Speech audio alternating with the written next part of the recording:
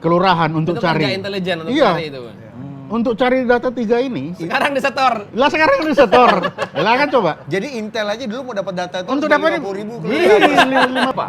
Ini bukan cuma kehilangan data, kehilangan kepercayaan publik ini. Bocor data ada sanksinya, retas data ada sanksinya, non compliance ada Sekarang belum? sanksinya. Belum. Sekarang semoga tolong ya. Template-nya udah jelas, gampang sekali. Halo Ismail, ini ya Bapak Ibu ini ya, ada masalah ini dan segala macam, ada kecelakaan. Peranan-peranan penting seperti di Badan Siber dan Sandi Negara itu adalah orang-orang yang benar-benar memahami dunia siber.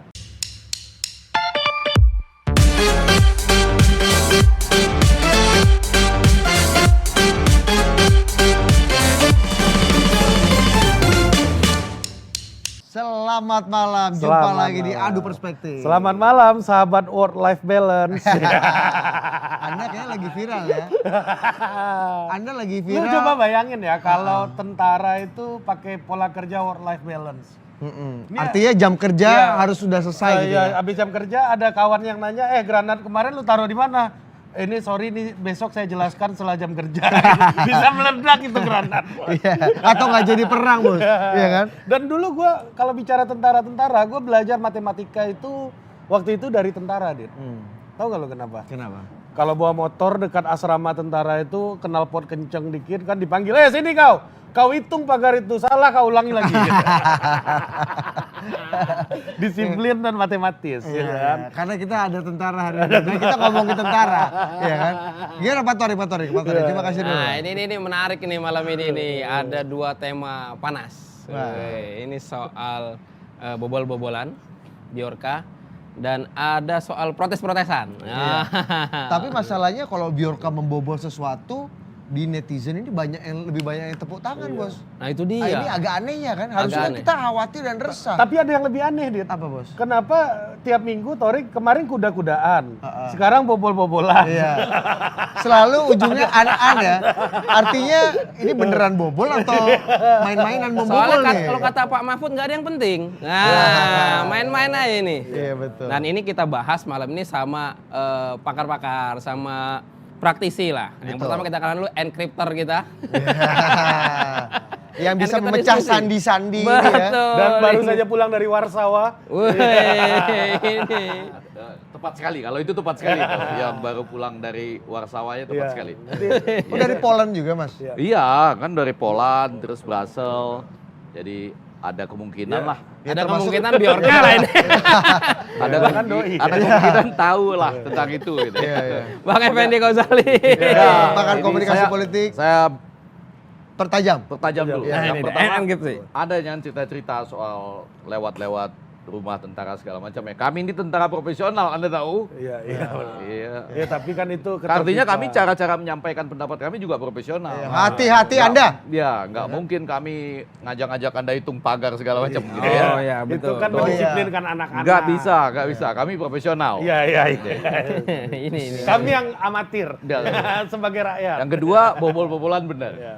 Bobol-bobolan benar. Benar lagi kan? Benar. Dua Karena ada yang dibobol satu, terus kan didiemin, ditantang, dibobol lagi. Nah, Didiemin, ditantang, dibobol lagi. Enak juga Jadi ya. betul ya, bobol-bobolan. Enak juga jadi mahasiswa Prof. Egi ini dia. Iya, iya. Jawabannya apakah ya itu kirim-kiriman gitu. Iya. Ini benar. Ini bobol-bobolan. Kemarin kuda-kudaan juga benar. Betul. Enggak karena benar. Saya bela karena benar. Yaitu memang bobol ini kemudian ditantang bobol lagi, ditantang bobol lagi, ditantang bobol lagi. Nah, kita belum tahu sampai seberapa banyak bobolnya ini. Betul. ini. Bahkan hari ini juga sampai dibentuk tim khusus ya betul. oleh pemerintah untuk menangani hal ini. Padahal yang bocor nggak penting katanya. Iya. Kita bahas nanti juga bersama wakil Keren. rakyat kita, Iya. kolega komisi Bang Effendi Simbolon. Waduh, iya, benar-benar. yang pernah mengaku, itu pendapat pribadi Bang Effendi kan, kami nggak ikut-ikut ya kan. Nah, nanti Kok buang body Anda pas Bobby? yakin Torik bikin beritanya tahu nggak lo apa? Temannya Effendi Simbolon. .2.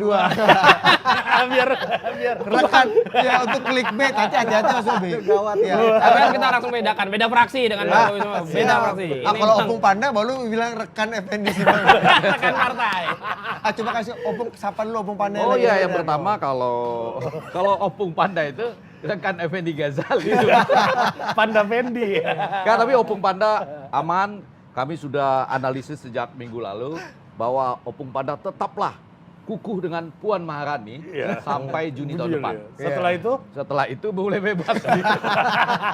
Jadi jangan takut, jangan khawatir. Jangan takut, datang ke sini kami sangat memaklumi, kami merindukan Opung Panda, ya kan, untuk meyakinkan bahwa tetap di Puan Maharani. Itu apa? Tadi kepotong ini Bang Bobi Rizaldi. Bang Bobi Rizaldi. Jadi, Coba kasih dulu tepuk tangan kamu, tepuk tangan. Perwakilan KIB ya. Perwakilan KIB. Tapi baju anu apa? Baju PKS katanya apa? Baju Gelora. Oh, Gelora. tapi ini yang saya lihat fotonya itu ya, yang di apa, yang di media-media yang bilang harusnya MKD manggil siapa gitu ya. Oh iya. Oh iya, Bapak ini ya. Bukan. Apa nih, mana nih soal apa nih? Nanti juga di video ada pas Bang Effendi Simbolon ngomong itu di depannya ada sosok mirip Bapak ini juga. Itu bukan saya, jidat saya itu. Oke, dan Kenalkan Bapak Budi. nah ini dia nih. Ini Nggak pernah. panutan kita nih, ya kan? Muda terus. Ya, ini kalau ini pasti nggak main intel-intelan. Ini nggak pakai. Intel nggak pakai. beneran. Ini intel beneran. Nah, gimana? Kalau intel ini intel-intelan apa intel aja nih? Katanya kalau sudah agak selesai, mohon maaf. Kalau udah selesai jadi intel-intel lagi.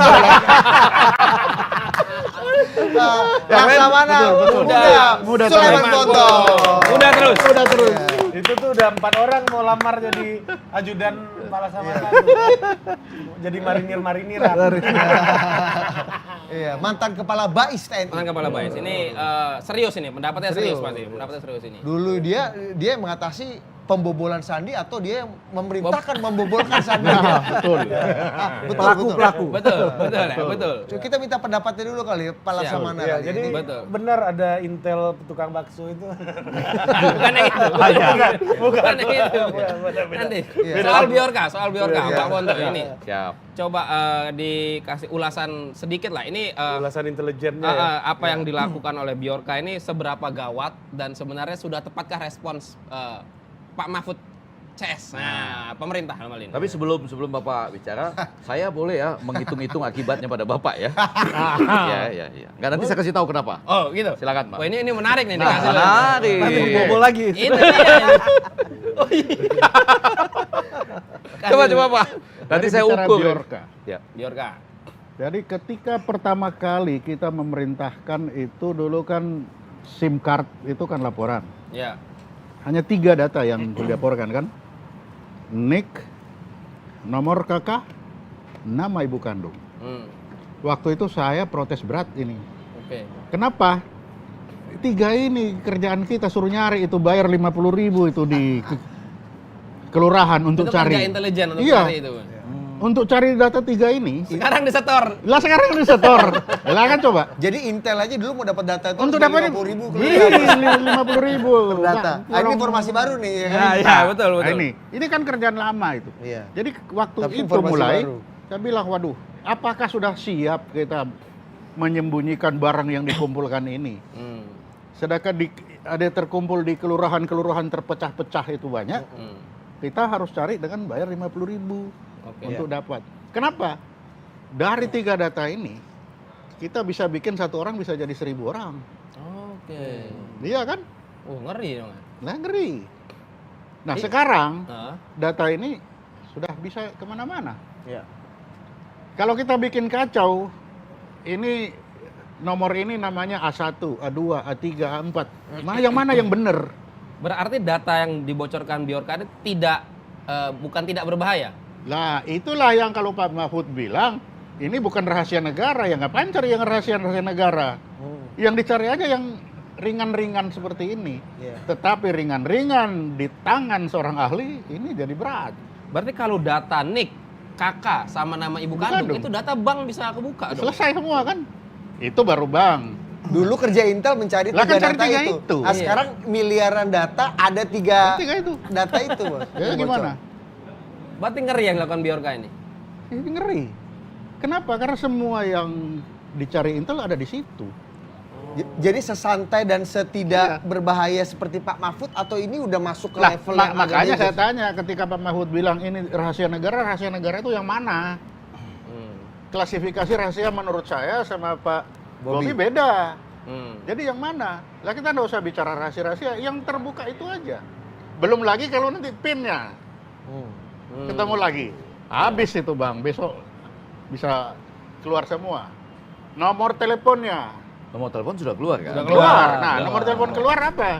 Iya. Two taps, two Verification. step. Ini kan OTP, belok. OTP. Pak Laksamana, tapi Belok. izin nih, ini kata Pak Menkominfo, data Bjorka nggak update, jadi percuma. Nah. Ini data Pak Torik waktu zaman TK sama SD kan, udah nggak Data laku Pak sekarang Anies nih. juga Zaman S1. bujangan. Iya. Jadi Anies kan PhD Pak. Iya, iya. kan si Bjorka juga memangnya bodoh. Pak Ponto masih Aktif. kolonel di sini datanya, Pak. Belum Laksamana nih. Yang namanya Kolonel laut. kakak itu kan dari zaman dulu sampai sekarang kan tetap aja. Yang namanya ini kan tetap. Betul sih. Kenapa harus cari data yang baru? Kan itu aja, kita nggak perlu cari yang susah-susah. Surat presiden kepada Menhan, ngapain itu nggak perlu. Tapi yang justru yang kecil-kecil begitu bisa dirangkai. Tapi yang sensasional kan ada yang menerabas data intel dari BIN ke presiden Betul. gitu kan. Nah. Data-data yang sensasional yang Tapi Rahasia negara gini gitu. loh, ya, yang gampang-gampang aja Dit. nggak ini yang Lu ya soal akhirnya- update ini ya. Iya. Ini gua juga langsung ini ke Pak Ponto ya. Iya kayak ya data yang update pun juga nggak diperlukan, kayak misalnya KTP saya itu masih mahasiswa sampai sekarang. Nah lihat itu ya, coba lihat. Belum nikah di KTP. Itu bahaya. Itu Judulnya itu apa? Itu lebih bahaya lagi penggunaannya sebetulnya. Ya bukan bahaya datanya, lebih bahaya penggunaan. Betul oleh kan? dia sendiri. Iya, sering saya lihat apa di yang hotel-hotel menarik masih di pakai sini? itu. Akui kebocoran, Iya. ya titik. Namanya bocor, bocor besar, bocor kecil, tetap Bocor halus tetap bocor bocor, namanya. ya. Yang tidak boleh ada kebocoran sekecil apapun. Lu di KTP Mutlak. apa? Wartawan. Ya, kan Nah. sekarang udah jadi bos media kan? Nggak Terus update media kan? apa? Jadi Pak, kalau kita berbicara bocor persendian ini kan bocor pasti yang palang pintu terakhir itu ada persendian. pesan dia. Itu palang pintu terakhir. Angkatan Laut itu tidak ada satupun berita itu tidak disandi. 100% disandi. Ada 7 layer untuk persendian. Layer pertama itu layer aset. Aset itu apa? Yang kita tulis berita untuk kirim jam 8 malam itu sudah disandi. Tumpukan berita-berita 2, 3, 4 masuk di kontainer disandi. Sandi lagi. Sudah 2. Alat tulis yang Disandi untuk menulis itu disandi. 3. Sudah 3. Begitu dia masuk sistem endpoint disandi. Masuk bener enggak yang masuk ini sesuai kemauan kita? 4. Networkingnya, apakah benar ini kita kirim ke Angkatan Darat, Angkatan Laut, Angkatan Udara? Disandi. Ada 5. Baru yang keenam, Perimeter itu. perimeternya, ruangannya, siapa yang masuk? Sudah kena. Yang ketujuh, human security. Orangnya bisa dipercaya tidak?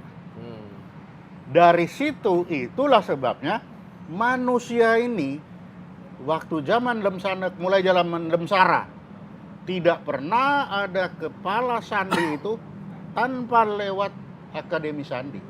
Dan tidak pernah ada anggota Lemsanek tanpa lewat sekolah sandi. Kenapa? Ketika dia dari sekolah, kita sudah tahu kapabilitasnya. Dalam perjalanannya, kita sudah tahu loyalitasnya. Jadi ketika dia sampai di topnya, sudah sangat dipercaya. Makanya dulu zaman Pak Bardo, kepala sandi itu seumur hidup. Karena banyak yang dia tahu, baru diganti kesini-kesini. Nah, sakralnya ini kita rusak dengan menggabungkan dengan cyber. Padahal kita sendiri tidak tahu cyber ini untuk apa. Mau menyerang, kalau menyerang siapa, kapan yang mau kita serang. Kalau pertahanan yang paling mendasar itu adalah di persendian. Itulah sebabnya persendian ini sangat sakral. 7 layer kita Angkatan Laut lakukan itu. Berarti Itu- bocor-bocornya Bjorka ini karena Ya karena ini ada yang mendasar tadi soal struktur pengamanan. Nah, berubah. dari kita bisa lihat Mungkin manusianya tantangannya udah beda kali Pak Ponto. tidak akan berubah lah dari zaman dulu sampai sekarang tetap aja sama. Kalau sekarang masalah siber, ini kan juga bahaya. siber itu, coba makanya kan aku tanya, siber itu apa? Kata Opung Panda siber. Siber Apa itu ngerti kan siber? komputer dan jaringan. komputer dan jaringan apapun ujungnya itu persandian terakhir. Komputer kita punya handphone kan sandi juga terakhir. Iya, Jadi betapa sakralnya si sandi ini. Dan ini kita hancurin. Nah ini sekarang ini kita terima hasilnya. Tapi kan harusnya ini bukan salah negara aja dong. Kan Salah tadi siapa lagi? ya kan ini kan yang memegang data menjadi pool data kan juga Nah. perusahaan-perusahaan, platform-platform digital. nah, Di mana ada keharusan kita memberikan data-data pribadi kita. Itulah dulu. Ketika ada sandi, si Lem Sanek ini yang menyampaikan, Kemlu, kamu perlu persandian ini, maka ada kamar sandi. Ada sandiman 1, 2, 3 untuk kapabilitasnya. Sekarang katanya ganti jadi Sandi Yuda kan susah. Gimana Prof Ege? Saya Kan tadi setelah Apakah memperhatikan memang ada Sandi di belakang P3? Bukan. Ah itu lucu banget. Gue baru nyambung. Enggak, Sandinya apa gitu loh, Mas. Tapi pertama-tama setelah Pak Soleman Ponto ini bicara, saya sebetulnya yakin Biorka ungkaplah semua data Pak Soleman Ponto ini. Ya kan? Iya dong. Iya dong. Kalau ini ada Zoom mungkin Biorkanya mau nanya juga. Enggak, karena bagaimana caranya supaya terlihat bahkan Biorka pun bisa membongkar intel. Intel, Nah, betul. ya kan? Karena tahu begitu, nggak ada yang kita tulis yang luar biasa kan. Oh. Jadi kalau buka aja, itu biasa-biasa. Iya. Itu cara intel Halo Biorka ini. ditantang ini sama Pak. Halo, Biorka denger ya. Tentu 3 poin. Saya pernah membimbing disertasi soal ini, perlindungan data pribadi, Neni PhD namanya, sama Pak Edmond Makarim, dekannya Fakultas Hukum UI. Nah, kan yang pertama ada hak kan untuk mencari dan mengumpulkan data pribadi, tapi dibatasi oleh hak orang lain. Ya. Makanya orang lain boleh juga kan tidak menyatakan datanya. Nah, yang kedua, begitu orang dapat datanya dia punya tanggung jawab. Yes. Nah, jadi berarti sekarang kalau data kita bocor, yang soal tadi apa tadi? Yang paling menggelisahkan apa? 3 itu. Kalau data. NIK. Nik, kakak, dan nama ibu. Nama ibu. Bandung. NIK itu orang bisa ngecek segala sesuatu ya. Oke. Iya. Misalnya Anda sudah bayar BPJS apa belum? Iya. Ya kan? Terus Kakak. macam-macam yang lain ya. Kakak, nomor kakak maksudnya. Iya, nomor kakak. Ya. Sama telepon mungkin yang paling. Iya. Telepon juga bisa. Nama ibu kandung. Oh iya, itu kemudian masuk ke Nggak, karena yang paling simpel aja Prof Egi. Tiga Kita itu. tuh sering ditelepon orang yang nggak jelas untuk menagih utang orang yang Orang kita lain. juga Betul, kenal ya. betul. Enggak, kalau Atau mungkin ini tetangga bahkan- saya yang out of the blue Bahkan gitu. ini maksudnya tadi aja saya ya, untuk tidak menyebut nama lah misalnya. Tidak menyebut nama perusahaan, hotel.com kebetulan nelpon saya misalnya. Itu saya nggak tahu apa urusannya saya. Nggak, kenapa saya ditelepon gitu loh. Iya. Pak bisa minta waktunya sebentar gitu kan? Iya. Nggak bisa dong. Iya. Kenapa minta waktu Nggak saya? bisa. Iya dong. Iya. Ya kan? Karena mau menjelaskan program ini Pak, nggak bisa. Ya kan? Saya nggak ikutan program-program apapun gitu. Mulai banyak kan kita Iya, iya, betul. kehidupan Iya. pribadi kita terganggu. Tapi yang lebih penting bagi komunikasi politik kan sebetulnya bukan itu. 3 hal yang lebih penting. Tadi yang satu sudah ya, lewat lah dasar-dasar hukumnya. Yang pertama, ini serius atau tidak gitu. Iya. Membahayakan negara apa tidak? Kalau enggak, ngapain bentuk tim yang Betul. Sophisticated yang ya. sophisticated. Nah, kalau sudah terbentuk tim ini, saya undang Biorka. Ya. Usahakanlah supaya Anda nggak tertangkap oleh tim ini gitu. Kenapa begitu? Untuk adu keahlian kan. Iya, Iya, betul. Kita menginginkan negara kita sangat ahli, Betul. mampu menaklukkan Biorka. Tapi Biorka tunjukkan sehebat apa Anda. Berarti ajakan untuk hacker-hacker lokal dari Pak Menteri BUMN itu tepat berarti? Oh, tepat dong. Dan Pak Dirjen Aptika ya. saling beradu gitu. Iya. Ya, siapa akhirnya bisa mengalahkan Biorka ini gitu. Dan berapa biaya yang dibutuhkan? Jadi kayak pakai sistem pam swakarsa gitu ya. Hacker lawan hacker ya. Itu yang lebih aman. Hati-hati, berapa biaya yang dibutuhkan untuk itu? Ini PR lagi nih. Karena kabarnya setelah Biorka ini muncul apa namanya ide-ide untuk menambah Muncul biaya, budget ya untuk lembaga ini gitu. Anda jangan nengok ke sini Pak. Nengok Anda nih Pak Bobia. Nggak ditekankan betapa pentingnya tadi lembaga ini. Iya. Jadi budgetnya harus ditambah nih. Sehingga bisa mengalahkan Biorka. Itu kan jalan pikiran yang ada. Bukan Artinya- begitu Bapak DPR. Oh, siap. Ada hubungan dengan yang pakai imbuhan an ini nggak? di Ini belakang jadi kita? pengen biorkaan. Iya. Jadi Biorka-Biorkaan artinya berulang kali muncul Biorka, enggak, Biorka, Diluruskan. enggak, Biorka, enggak. Emang Apakah paling enak tugasnya Torik kayaknya. Biorka-biorkaan. Jadi sehingga akhirnya kita bertanya, biorka-biorkaan ini cuma intel-intelan bukan gitu. Betul kan saya pertanyaan Dan tadi kan? bobol-bobolan apa bukan? Ya, sehingga menghasilkan budget-budgetan bukan gitu.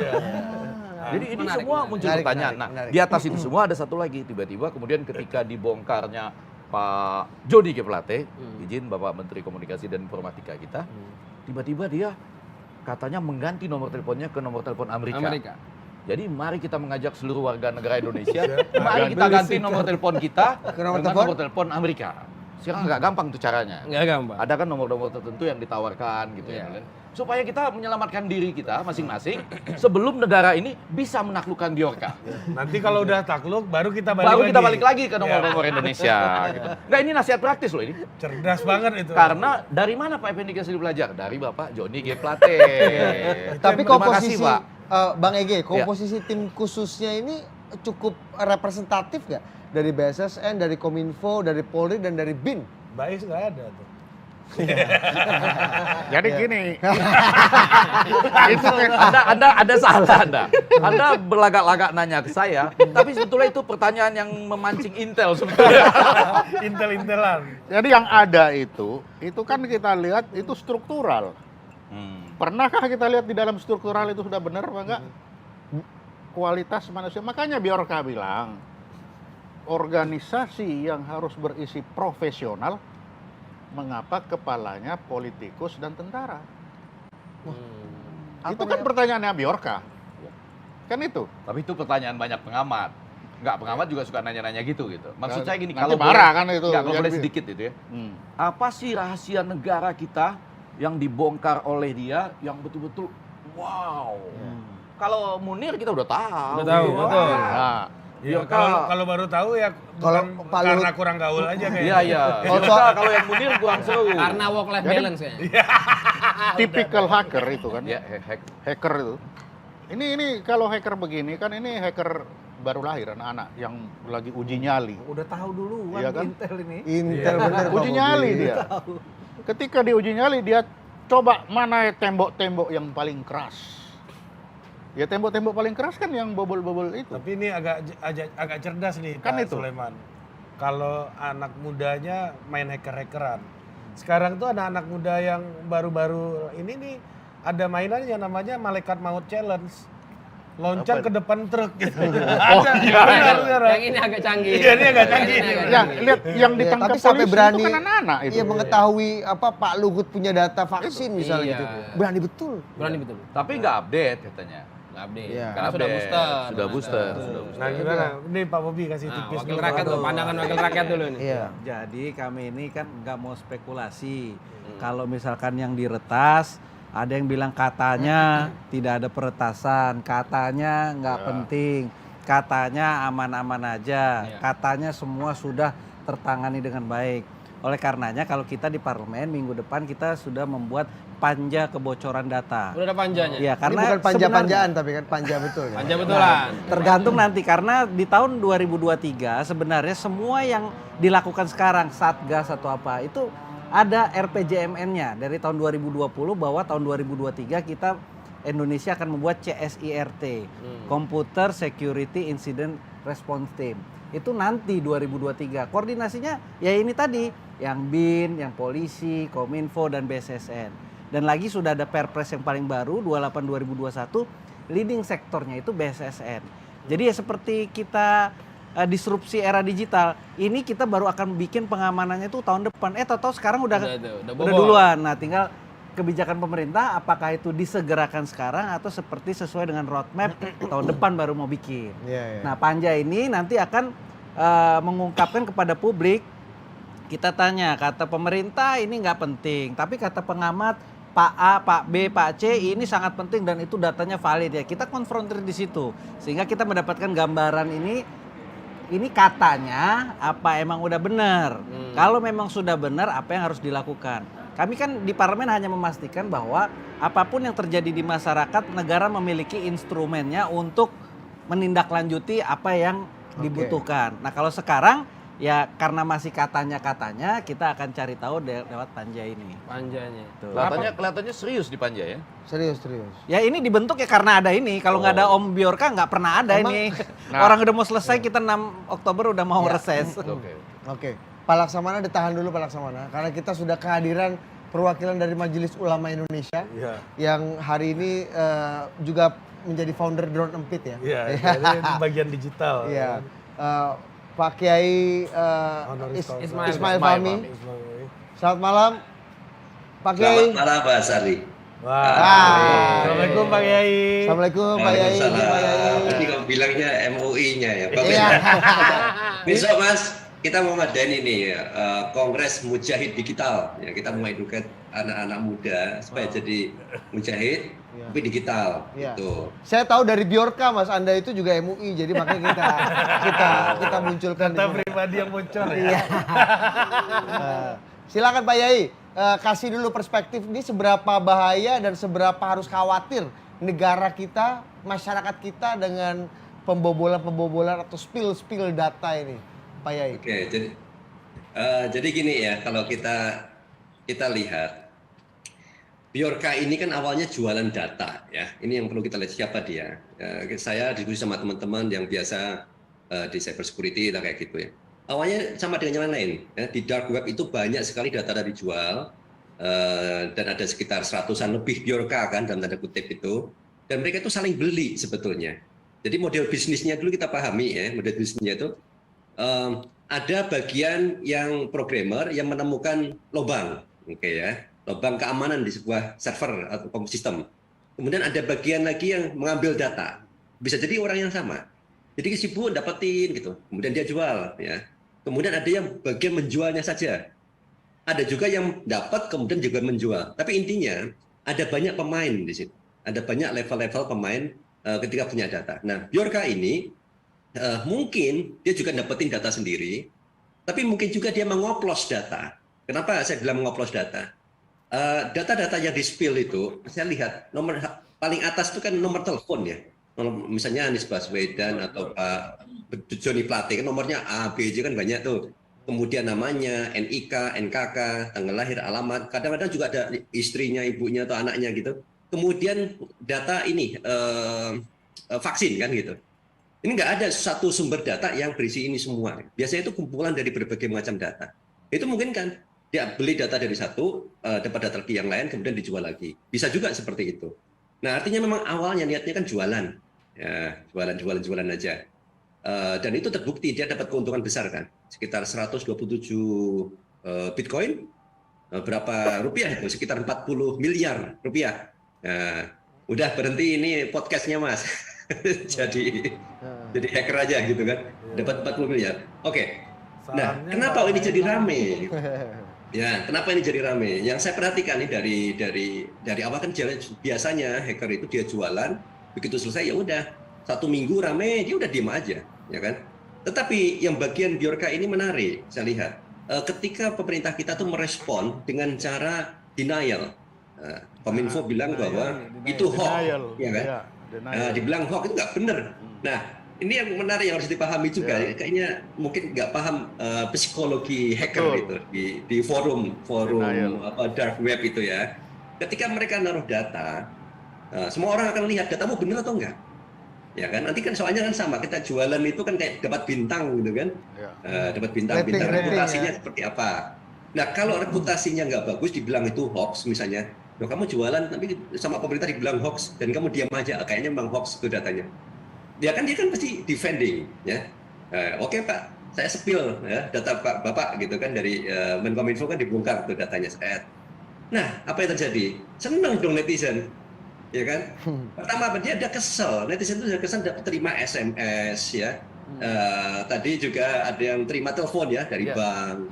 Kemudian terima email scam dan macam-macam. Nggak pernah berhenti. Dan janjinya kalau nggak salah dulu itu ya, pada saat kita registrasi nomor, pertama akan diamankan, nggak akan bocor. Yang kedua, para penipu nggak bisa menipu lagi. Itu bisa dicek itu di Twitternya Kominfo, ya kan? Tapi ternyata enggak kan, masih aja tetap jalan. Itu komplain kita sama semua orang. Makanya ketika ada Bjorka menunjukkan kelemahan itu, ya, yang bilang tadinya aman ternyata nggak aman, itu tepuk tangan. Netizen tepuk tangan karena bisa mewakili kekesalan netizen kepada pemerintah, ya kan? Nah, netizen nggak sadar bahwa yang dibongkar itu data-data netizen sendiri, data publik, yang itu bisa berbahaya. Nanti saya tunjukin berbahayanya apa saja.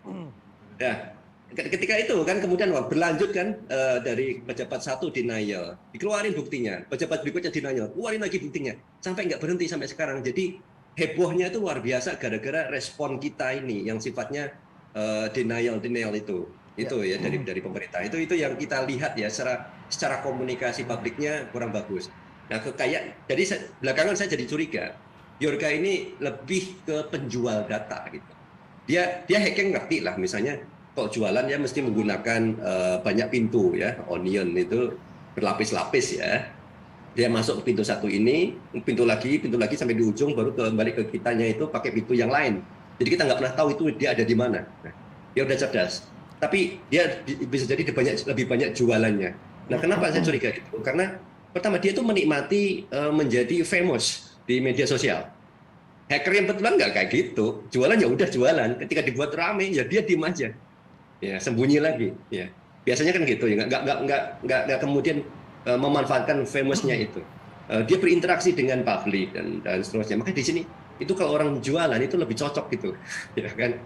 Dan ada beberapa input ini dari kawan-kawan itu, ternyata penjualan data untuk Indonesia itu meningkat gara-gara Bjorka rame ini. Ya. Jadi kena spekulasinya banyak, sensasinya makin tinggi, baik orang dalam negeri dan luar negeri. Jadi tahu ada masalah dengan Indonesia dengan data. Jadi mereka makin tertarik. Oh ada data ini, data ini. Jadi meningkat itu penjualannya. Ya, jadi ini sebagai info aja nih. Kemarin saya ngobrol sama Mbak Ira Kusno kan bantu bagian komunikasi ya di Kominfo kalau nggak salah. Mas ini gimana ya komunikasinya gitu? Karena dapat masukan nih ya di kawan-kawan gitu. Ini pemerintah harus benar komunikasinya. Karena kalau di-spill terus, jadi makin rame, penjualan data kita malah meningkat. Malah bocornya jauh lebih banyak lagi. Di denial itu malah semakin banyak yang beli.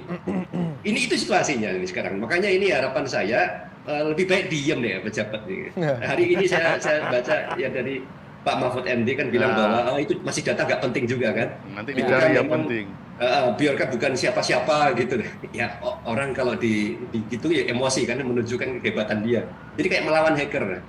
Oke, sekarang kita kembali ke pertanyaan tadi. Seberapa bahaya sih sebetulnya datanya itu? Penting nggak sih data itu?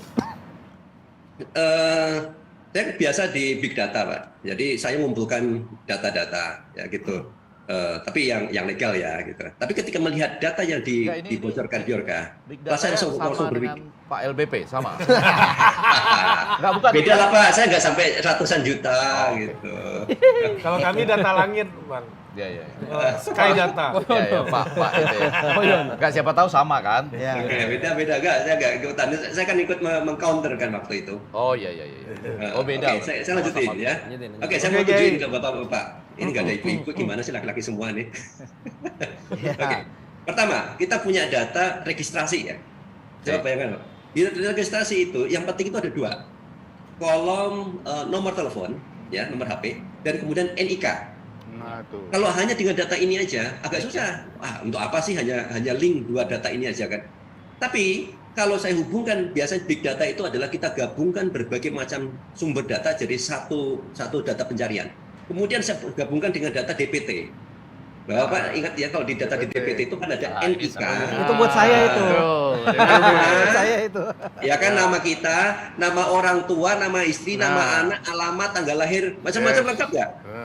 Nah, jadi kalau misalnya sekarang ini, ya, saya tahu nomornya Mas Ali gitu. Saya bikin database, dua itu saya gabungin. Dan pas bagian saya query NIK, dapat nomor telepon, dari nomor telepon saya cari, dapat NIK, dari NIK saya cari ke DPT, dapat semuanya saya. Ya kan? Cukup dengan nomor ini saya langsung misalnya dapat phone book gitu kan, saya bisa tahu ini keluarganya siapa, bapak ibunya siapa, alamatnya di mana, langsung tahu cukup dengan dua sumber data. Nama ibu ketemu. Nah, dengan data itu nomor telepon kan saya bisa kemudian ini kan kayak tadi tipu-tipuan. Ya, sistem perbankan kita kan modelnya masih telepon ya. Pak, ini nomor saya kehilangan kartu, kan bisa kayak gitu. Namanya siapa? Nomor mana yang pakai? Ini nomornya Nama gitu. ibu siapa? Ibunya siapa? Gitu Ibu kan. kandung siapa? Ibu kandung siapa namanya? Itu udah Selesai. password kita untuk ke perbankan dan segala Selesai. macam itu sudah tersebar, ya kan? Jadi passwordnya bukan lagi password yang susah dibaca password betulan itu, tapi informasi social engineering yang tadinya kita nyarinya harus googling dulu, lihat CV dulu. Sekarang udah nggak perlu, di depan mata semua. Oke, itu bisa dipakai itu kan. Pak Yai, jika itu udah tersebar, itu untuk apa juga? Kalau data itu dikasih saya sama Ari, bingung juga nih buat apa nih ada Pak Sulaiman Ponto Tapi punya ada alamatnya. Bang Mau ngirim parcel nggak bisa kita. Bang Masinton namanya terdaftar di Partai Republik. Ya. Datanya. Itu sipol Iya, maksudnya. sipol. Sekarang kan gini Mas ya. Nah itu Gini, ada yang bilang data is new oil, bener ya? Nah, tadi saya kasih data, buat sampean kan nggak ada gunanya kan? ya. Betul. Kenapa nggak tahu? Karena nggak tahu manfaat data itu dan Ya. bagaimana memanfaatkan. Itu payahnya pembawa acara kita. Enggak, justru memancing untuk Anda menjelaskan ini. Makanya kita Tapi- tadi mulai mempertimbangkan saran Pak Yai itu. Ah. Hacker aja, ngapain bikin podcast? Iya, 40 M. Miliar ya. Oke, lanjut ya. Siap. Oke. Nah, buat orang yang mau nipu, Mas, dia butuh apa? Dia butuh nomor telepon, dia butuh nama dia orang yang ditelepon, nama keluarga segala macam. Misalnya nih, penipu sekarang bisa cerdas. Dia pakai program komputer, di blast. Saya ambil dari database yang saya beli 1.000 orang, ya, 1.000 nomor. Saya bikin program, template-nya udah jelas, gampang sekali. Halo Ismail, ini ya Bapak Ibu ini ya, ada masalah ini dan segala macam, ada kecelakaan kayak mau apa segala macam misalnya nih, ya. iya. Atau hubungin saya, mau nggak kebutuhan ini itu segala macam misalnya nih. Dari katakan tadi saya bilang 1.000, misalnya dari 1.000 10% saja, Iya. ya 90% dari 1.000 orang itu sadar, pinter, dia udah educated. Yang Tapi lain. 10% itu kakek-kakek, nenek-nenek misalnya kayak gitu ya, yang nggak paham, yang takut, ditakut-takutin, ya. Dia apanya? Banyak sekali loh mereka akhirnya percaya. Oh iya ya, ini cucu saya ini betul nih. Masalahnya ada apa nih? Ini ada kecelakaan ya? Transfer duit 5 juta. Ya. Tadi dari 1.000 udah dapat sekitar 100-an kan misalnya kayak gitu. Itu satu hari dikalikan 5 juta, lumayan. Hari berikutnya 1.000 lagi. Nah kalau seandainya satu hari itu bukan 1.000 yang di blast itu, 10.000, 100.000 kan datanya banyak jutaan. Oke. Penipuan luar biasa dan ini kalau nggak salah itu mungkin bisa dicek ya berapa kerugian gara-gara penipuan macam gitu, triliunan setiap tahun itu, setiap bulan kalau setiap bulan atau setiap tahun triliunan, besar sekali kelebihannya. Nah ini yang nggak apa ya kita nggak bisa melihat, hanya orang-orang yang tahu data saja dia mungkin memanfaatkan data. Oke. Makanya kalau nggak ngerti data main podcast. Nah itu. Balik lagi. Ya, itu. Betul. Karena kami nggak ngerti data ya kan. Jadi sarannya apa ini Pak Kiai buat Iya. kami nih? Apa lanjut terus apa? Iya. Ari dikasih data satu RT-nya bingung dia, ya kan? Jadilah orang Intel. Iya, iya, Itu iya. susah. Ari kalau dikasih data satu RT jadi suara dia. Iya. Iya. Oke. Oke Pak Yai, terima kasih banyak Pak Yai. Boleh tanya. Oh, boleh. Pak Yai, saya sangat menikmati karena itu perlu bertanya. Yang pertama, ini apakah Bjorka ini bisa dikalahkan nggak oleh dikumpul diajak kan? Kan sudah Kalau diajak. kata Intel bisa. Dengan kekuatan, ayo kita. Kearifan seakan-akan lokal nih ya. Kearifan lokal. Atau Pam Swakarsa ala kecerdasan hacker lokal, itu ya? Apapun. Langsung kata digital. Pam Swakarsa Lalu, digital. Bisa dikalahkan nih, Yai? Iya, San. Enggak begitulah caranya. Oh, ya kan? Ya. Gini, hacker itu mereka bekerja dalam sunyi, ya gitu ya, Nah, bekerja dalam sama dengan sunyi. Intel. Dia udah tahu. Bjorka ini meskipun dia penjual, katakan gitu, dia banyak jual data. Ya. Ketika dia siap membuat kanal Telegram, siap kemudian membuat Twitter, kemudian di follow 200-an ribu orang, di suspend, dia bikin baru terus. Dia udah siap konsekuensinya. Iya. Jadi konsekuensinya apa? Kan dia akan dicari dan dia akan siap disiapin segala macam jejak-jejak dia tuh dia tutupin semua. Iya. Nah, ketika kita umumkan di televisi, kita udah menemukan, kita menggunakan cara ini itu dan seterusnya misalnya nih, kan bisa langsung wah dia sembunyi apa segala macam menyiapkan diri kan lebih. Jadi lebih baik sembunyi aja, diam-diam aja. Nggak, Yai, tapi ini izinnya Bapak. Iya, ya, Putra silakan. berdua, silakan. Yai, tapi kan kalau ujaran kebencian langsung dapet, Yai. Nah, Ya kan, yang bilang biasa. jin buang anak langsung bisa dapet, yang bilang ini langsung bisa dapet. Kalau ini nggak bisa dapat. Emang Yai. bagian-bagian yang nanya gini harus dia, Bu. Iya, iya, iya. Ini bisa dapat Orang nggak, Yai? biasanya nih ya, orang yang kena ujaran kebencian itu, mereka tuh nggak ngerti banyak tentang security, nggak bisa menyelamatkan dirinya sendiri. Ketika dia nge-posting ujaran kebencian, dia pakai HP dan nggak pakai VPN. Dia pakai wajah dia sendiri, nama dia sendiri, ya jelas lah. Kemudian dia dengan narsisnya foto habis liburan ke sana kemari, gampang sekali ketemu. Ya kalau hacker ini enggak. Bahkan motif pun harusnya nggak ketahuan. Nah kemarin ini makanya agak aneh ketika Bjorka bilang, saya sejak kecil ya di Warsawa dibesarkan oleh exile kan gitu ya. Kemudian sudah meninggal. Itu kan dia menunjukkan backgroundnya, ya. Dan pasti saya 10 tahun di Belanda, pernah ketemu beberapa exile dan pandangannya agak tertutup ya, melihat Indonesia itu masih negatif lah. Dan itu kalau anak ini bekerja besar terus misalnya ini dengan si exile ini, pasti kan pandangannya negatif terus tentang Indonesia. Dan dia pingin apa? Revenge, balas dendam, misalnya. Oke, artinya kan motifnya kan jadi kelihatan. Harusnya nggak boleh hacker itu menunjukkan motifnya. Nah ini menurut saya malah decoy sebetulnya kan. Terakhir ini terkait dengan DPR nih, DPT tadi kan. Hacker Jaya Baru ini. DPT. Kan masalahnya Yai DPT kita juga kacau. Betul ya Yai? Jadi kalau orang punya data yang dianggap akurat tentang sesuatu yang kacau-kacauan dong jadinya gitu. Nah, gini. Oke, anggap aja data kacau. Kacaunya berapa persen? Kan gitu. Kan dari data sekian banyak, nggak mungkin semuanya kacau. Banyak persen nggak mungkin. Anggap aja mungkin 10% itu udah banyak loh. 10% dari sekian ratus juta itu udah banyak sekali. Tapi kan masih ada 90% itu kan ratusan juta. Oke. Sementara nanti ketika ngeblas dikirim, ngambil aja 100.000, yang salah misalnya 10.000, sisanya kan masih benar. Jadi ini main statistik aja. Dengan data yang besar, keuntungannya masih besar juga. Seperti kata Pak Yai tadi kan, dari 1.000 kalau 90% lolos, 10%-nya tertipu kan lumayan juga. Oke juga. Bisa kena dapat juga. Ini saya mau cerita satu aja nih. Boleh Pak Yai. Pernah dengar ini nggak? Terima surat. Oke ya, misalnya surat dari bank X misalnya gitu ya. Ini bahwa ada biaya administrasi akan ditambahkan atau dihilang itu apa? Setuju atau tidak setuju? Kalau setuju jawab ini dan seterusnya. Ada kadang-kadang kirim email. Dan dia nulisnya itu dengan tulisan yang nggak benar. Misalnya grammarnya disalah-salahin. Ya. Pas saya ngeliat ini nggak mungkin bank nulis kayak gini, seceroboh ini gitu. Nah itu sengaja itu sebetulnya. Ketika orang tidak merespon, artinya orang itu sudah educated mungkin dan dia sadar itu dia bukan target penipuan. Oke, lewat tapi gitu ya. sudah ada salah dan kok orang menjawab menghubungin, artinya orang ini ceroboh, pikirannya lagi kosong. Nah ini target yang bagus untuk ditipu. Nah ada model-model social engineering seperti itu yang bisa dilakukan.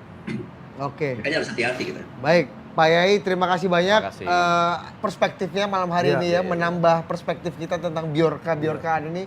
Terima kasih Kiai Honoris Causa Ismail Fahmi atas perbincangannya ya. Sampai jumpa lagi di forum-forum yang lain Pak Yai. Di forum-forum MUI yang lain Pak Yai ya. Kan kita pernah seforum MUI kan kemarin kita sama beliau kan. Aku bisa balik ke MUI ya sekarang, jadi ada acara MUI. Ya, mau silakan. Untuk umat, untuk terima kasih Republik. Bapak semuanya. Assalamualaikum. Satu lagi masih ada masyarakat sipil nih ya. Iya, masih ada, kita hadirkan perspektif dari content creator. Iya. Seorang pekerja kreatif ya, pekerja digital. Yang bagaimana work life balance-nya. Masih itu. Saya kan nggak ngerti nih. Ini sebetulnya apa sih maksudnya? Biasa ada yang nyari perkara kayak Bjorka. Oke. Terbawa-bawa sampai sekarang. Benar. Ini adalah orang-orang yang paling gampang dimasuki oleh Bjorka dan kawan-kawan. Karena yang kosong tadi lagi kosong. Dengan yang kosong dan penuh dendam ya. Halo, Vincent, Ricardo. Ini Hai. Ini backgroundnya aja keren tuh kan, lampu-lampu. Untuk gitu menunjukkan kan. bahwa dia betul-betul content creator ya. Kata Vincent lu gak percaya amat sih gua content creator. Ini ibarat tentara beneran bawa senapan gitu ya. Oke Sen, coba lu bisa kasih perspektif ke soal ini sebagai pekerja kreatif, orang yang juga melek hukum. Terutama juga salah satunya kemarin salah satu antibiotiknya selain tim sus, satgasus atau apapun inilah ya. Pemerintah dan DPR dan Mas Bobi sendiri kan kita udah gedok nih undang-undang PDP. Apakah ini juga jadi salah satu antibiotik untuk penyakit menular ini? Silakan Sen. Untuk RUU PDP kalau dari perspektif saya tentu ya itu bisa jadi salah satu obat yang bisa ditawarkan untuk menanggulangi persoalan Bjorka ini lah. Cuman satu persoalan yang cukup serius juga, kita juga tahu lah, misalnya kebijakan publik yang dibuat dulu ada UU karantina kesehatan, dan ketika itu keluar, tapi pengimplementasiannya di level kebijakan publik, di eksekutor itu cukup buruk. Jadi sebenarnya dari segi instrumen hukum, benar RUU PDP ini dibutuhkan. Tapi satu hal lain adalah penegakannya gitu. Dan kita bisa lihat dari pejabat publik kita, baik di perlindungan data pribadi maupun di dalam karantina kesehatan, dalam kasus COVID-19, itu sama-sama latah dalam menanggulangi persoalan real yang sebenarnya merupakan tanggung jawab utama dari pemerintah gitu. Jadi ada banyak kekeliruan atau mungkin kesalah penempatan orang-orang yang seharusnya tidak berada di posisi strategis yang fungsinya itu benar-benar urgent ini. Misalnya kita lihat di kasus Bjorka ini, komentar-komentar dari kementerian, komentar-komentar dari Badan Sandi Negara ketika ditanyakan responnya terhadap kasus hacking dari Bjorka ini, itu benar-benar latah dan benar-benar lihat tidak paham bagaimana pentingnya perlindungan data pribadi gitu. Misalnya kita bisa lihat kemarin ada komentar dari Mahfud MD dan juga komentar dari Kemenkominfo yang menyebutkan data-data yang di-leak ini atau yang dibocorkan ini kurang penting atau yang nggak relevan lah karena itu bisa ditemukan di mana begitu. Padahal data sesimpel nama orang tua atau nama anak dan segala macamnya dan juga nomor handphone itu komponen penting yang mungkin apabila salah digunakan oleh pihak-pihak lain ya. Kan kita tahu Bjorka salah satu hacker dan mungkin ada hacker lain, ini bisa dimanfaatkan untuk perampasan harta pribadinya juga. Dan itu kita bisa lihat tuh di dalam beberapa kasus di Indonesia udah ada juga nomor handphone yang akhirnya diduplikasi gitu. Itu salah satu metode hacking atau metode peretasan itu juga salah satu kan duplikasi SIM, di mana orang itu misalnya nih katakan menteri Menkominfo deh. Menkominfo itu memakai kartu Telkomsel. Nah, kalau ada satu orang yang mungkin berusaha untuk melakukan duplikasi SIM dan kemudian mendapatkan nomor dari menteri tersebut, itu bisa aja harta-harta dia itu dirampas karena banyak sekali akun-akun di sosial media dan akun-akun yang lainnya itu juga linknya kan ke nomor handphone kan. Dan itu bisa didapat dari OTP yang didapat ketika setelah melakukan duplikasi SIM. Kemudian metode lainnya itu juga melalui social engineering lewat call forwarding gitu. Jadi misalnya kalau saya tahu nomor handphone orang-orang tertentu yang dibocorkan ini, saya bisa tuh dapatin semua informasi yang handphonenya terima dengan melakukan call forwarding. Jadi misalnya nomornya Budi kan main nomor handphone. Terus klik kan, bocor ke publik gitu. Nah, kalau saya punya intensi jahat, saya bisa aja tuh ambil nomornya, dan kemudian saya telepon Budi, saya bilang aja lah saya dari pihak bank, terus juga menanyakan soal, mungkin kalau Budi punya kredit rumah dan segala macam, saya bisa tanyakan soal itu, terus saya tanyakan kayak, apakah benar nama orang tua Anda masih ini dan segala macam, karena kan biasanya data dari bank menyimpan itu ya nama orang tua atau nama keluarga gitu. Nah, itu kan bisa saya lakukan dan akhirnya saya bisa mengekstrak lebih baik data untuk akhirnya merugikan Budi gitu. Jadi sebenarnya inkompetensi dari pemerintah ini juga ditonjolkan dari public relation yang ditunjukkan beberapa hari ini tuh. Dan kalau saya sih melihatnya ini bukan solusi satu-satunya. Ya RUU PDP penting, instrumen hukum penting, tapi kedepannya untuk jangka panjangnya setelah ini disahkan, kita juga perlu melihat orang-orang yang nantinya di Kementerian Kominfo yang nanti memegang peranan-peranan penting seperti di Badan Siber dan Sandi Negara, itu adalah orang-orang yang benar-benar memahami dunia siber dan juga dunia digital dan digitalisasi di masa sekarang gitu. Oke bro, thank you Vincent. Thank you Sen. Sebagai content creator, suara lu tadi agak putus-putus tadi. Tapi nggak apa-apa lah ya, kan namanya content creator. Tapi Vincent, satu. Boleh, dua, ini tiga. secara umum kita tanya bahwa soal Bjorka ini meresahkan berarti ya? Sebenarnya kalau dibilang dari segi meresahkan, ada kekhawatiran dari publik pasti untuk orang-orang yang menyadari potensi dari data-data pribadi yang bisa saja ekstra lebih dalam lagi. Itu satu. Cuman dari segi kita lihat politik hukumnya ya, kita bisa lihat tuh akunnya Bjorka itu kan ada di website deep web ya, dari bridge.to. Kita bisa lihat misalnya di forumnya, dan dia masuk di sana kurang lebih di bulan Agustus, kurang lebih tanggal 9 Agustus dia mendaftar di sana. Dan sebelum 9 Agustus itu kita bisa ingat-ingat lagi tuh apa sih yang terjadi di Republik ini. Itu kan ada masa-masa di mana Steam diblokir dan juga kebijakan-kebijakan Kemenkominfo yang sangat-sangat merugikan banyak orang gitu. Dan sempat di Twitter saya salah satu orang yang memprotes itu dan sempat update dan viral, dan itu menjadi apa ya, blunder lah bagi Kemenkominfo gitu. Nah, Bjorka ini muncul memanfaatkan ketidaksukaan orang-orang terhadap Kemenkominfo, dan kita bisa anggap seperti Mr. Robot untuk orang-orang di Indonesia. Karena kita tahu ya kalau teman-teman nonton Mr. Robot atau ya series Mr. Robot lah, itu kan menggambarkan hacktivism, bagaimana seorang hacker bisa menjadi aktivis untuk sebuah kebijakan publik kan, terutama menyangkut hal-hal yang berhubungan dengan hajat hidup orang banyak gitu. Jadi Bjorka ini di satu sisi menimbulkan keresahan bagi orang yang benar-benar paham, tapi juga memberikan kesenangan atau kepuasan bagi orang-orang yang selama ini merasa dirugikan oleh kebijakan-kebijakan dari Kemenkominfo begitu. Oke, siap. Terima kasih Vincent. Oke, Mantap. Oke, thank you Chan. Ini biar jadi dim buat Pak Bobby dan kawan-kawan nih. Nah, Nomor satu.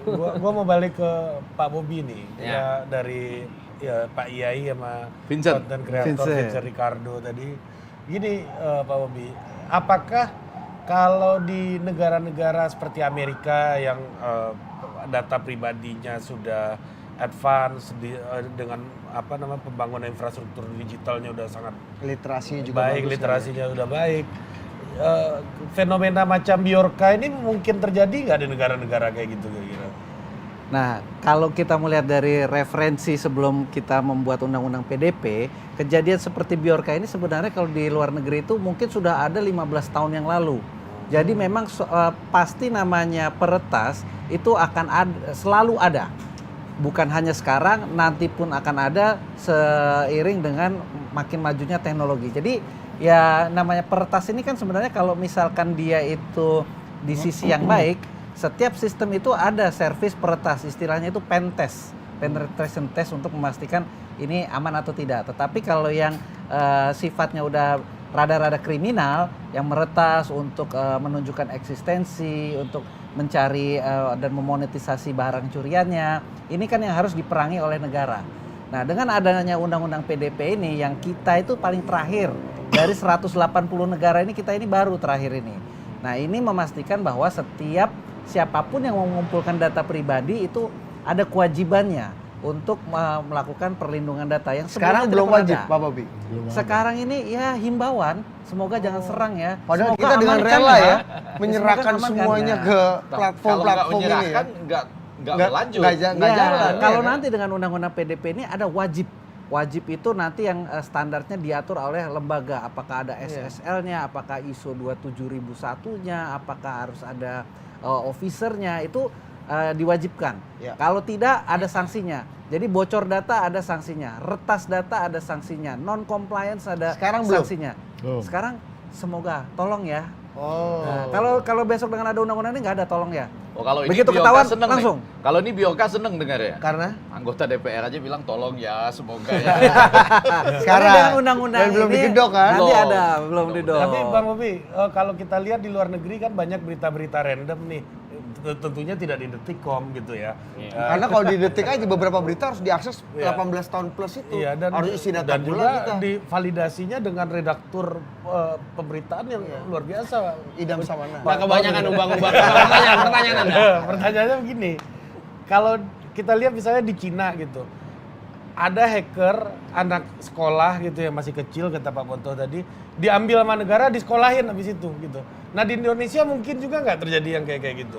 Sebenarnya ini sudah terjadi. Jadi banyak yang menunjukkan eksistensi itu aja melakukan defacing Dapat website beasiswa gitu. segala macam. Tapi itu tadi ya dasarnya ini kan namanya meretas untuk eksistensi ataupun apapun alasannya, ini udah ada bibit kriminal. Nah, inilah yang beda. Kalau dia bukan bibit kriminal, dia bisnis and penetration test services. Ada. Nah, tapi kalau dia udah melakukan menyerang, dia memonetisasi, mencuri, nah itu pasti kriminal. Makanya ini harus diperangi. Dan Enforce, kebocoran itu kan yang diatur dengan BSSN, dengan yang CSIRT itu kan di lembaga publik. Lembaga milik publik pengendali data itu ada sekitar 1.500-an. Oke. Nah, bagaimana dengan yang swasta? Yang dengan swasta ini kan nggak ada BSSN-nya. Nah, oleh karenanya dengan adanya undang-undang ini, swasta, kita tidak bisa melindungi kalian karena negara ini kan hanya melindungi yang BSSN ini lembaga negara, data pribadi di sini. Tapi data pribadi publik yang ada di di privat, lo harus ada standar ini. Kalau lo nggak ada standar ini artinya lo nggak melakukan Nah, itu perlindungan. kalau udah digedok undang-undangnya. Ya kalau sekarang tolong ya. Tapi Terus kalau ada yang bocor, ya. Tapi kenapa sih Mas Bobi kok lama sekali? Padahal kan kita penetrasi digital dan transformasi cepat sekali. digitalnya udah jalan. Ya itu kan Prof kalau EG udah punya berapa platform digital di handphone di RPJMN semuanya ini masih 2023, tapi ternyata lebih cepat. Sama waktu tahun 2020 kita nggak ada kepikiran mau bangun 7.000 BTS, tapi ternyata karena ada COVID terpaksa lah itu harus naik. Ini penting. Nah. Hampir semua menteri kita kalau presentasi di depan presiden, kata-kata digitalnya keluar loh. Digital. Atau kalau nggak pakai 4.0 kurang afdol gitu Iya, ya. digital. Kena Bjorka bubar itu ya digitalnya. Nah, yang kedua pasti ini nyambung saya Vincent maupun Kiai. Kalau ada masalah-masalah seperti ini, rumus komunikasinya sederhana. Taklukan dulu baru ngomong. Taklukan dulu Baru ngomong. Artinya diam Kalau aja. nggak takluk, ya nggak usah ngomong.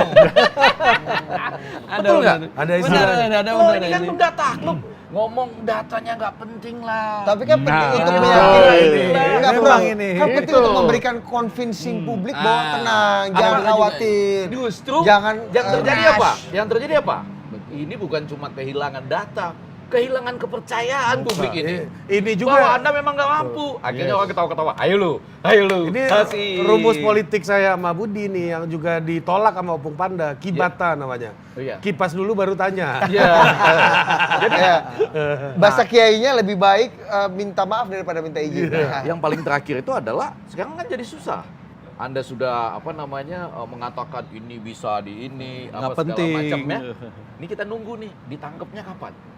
Atau berhasil nggak diatasinya? Atau diakuisisi jadi bagian dari Iya, itu cara penaklukan. Yang betul penting ya? tangkap dulu. Tangkap dulu. Bisa nggak gitu? Selama orang ini masih hilang, muncul, selama itu negara kita dalam tanda petik dikangkangi oleh dia loh. Betul kan? Betul. Betul Pak DPR? Nah, gimana Pak? Gimana, Tapi ini tadi perspektif bentar, tentara Pak ya, Bobi, Bro. bentar.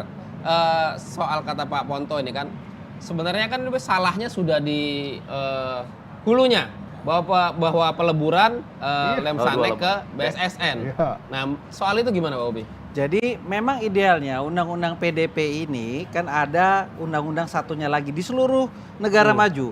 Undang-undang data privacy-nya ada undang-undang cybernya, keamanan cyber.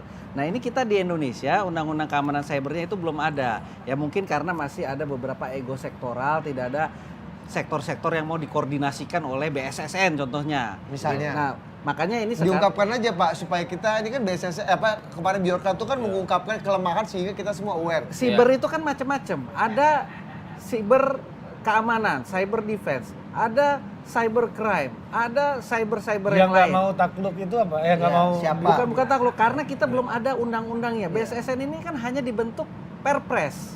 Oh. Nah, sedangkan masa institusi lain yang dibentuk oleh undang-undang harus terkoordinir dengan badan yang dibentuk Perpres. Jadi maksud Anda Jadi wajar dari saja kalau dia legislasinya. tidak institusi yang di bawah undang-undang ini tidak mau memberikan dan Nggak bisa juga, menyerahkan. karena kalau dia berkoordinasi dengan yang di bawah dibikin undang-undang, ya dia salah juga. Nanti bisa dianggap bisa dikriminalisasi juga. Jadi ya lebih baik ya udahlah tunggu aja dulu intinya. Nah, dalam RPJMN itu sudah ada untuk membuat CSIRT itu ada leading sektornya ini, termasuk dengan BIN ada, dengan Polri ada. Oke. Tapi ya itu sekali lagi baru nanti besok. Tapi sekarang udah Sekarang kejadian. tolong. Jadi ya tinggal Tolong dulu. ya kalau Tolong sekarang dijaga ini ya, tinggal tolonglah apakah dijaga. itu dipercepat, apakah itu ya Ya. tetap sesuai jalannya, roadmap-nya. Oke. Pak Laksamana. Ini yang perlu. Sebelum kita saya- pindah topik nih Pak Jadi, Laksamana. karena begini, kita itu harus menyamakan dulu persepsi. Apa itu persandian, apa itu cyber. Ini dua-duanya ini belum ada yang tahu, langsung digabung. Binatangnya jadi apa, nggak ngerti. Padahal yang namanya persandian, Angkatan Laut itu mulai lahir sampai hari ini, itu sakral sekali. Mau sekarang ada BSN, nggak peduli dia. Sandi tetap sandi, dan itu ada di bawah intelijen. Kenapa? Karena sandi itu adalah bagian pengamanan berita.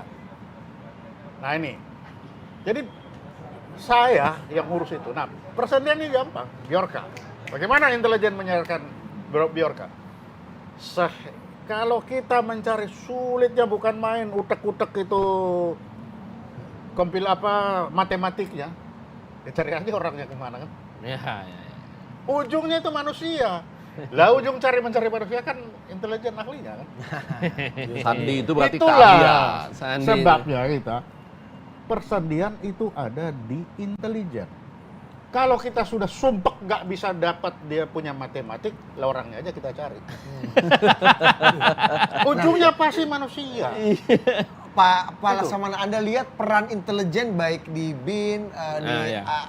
Tentara Nasional Indonesia, di kepolisian atau institusi lainnya dalam Nggak ada. Sekarang Sistem semua Bjorka sudah ini. muncul di Perkara ini. permukaan, muncul di permukaan semua kelihatan. Kalau dia ada di bawah intelijen, dia akan senyap, nggak kelihatan. Jalan ninja ini ya. Dia diam aja.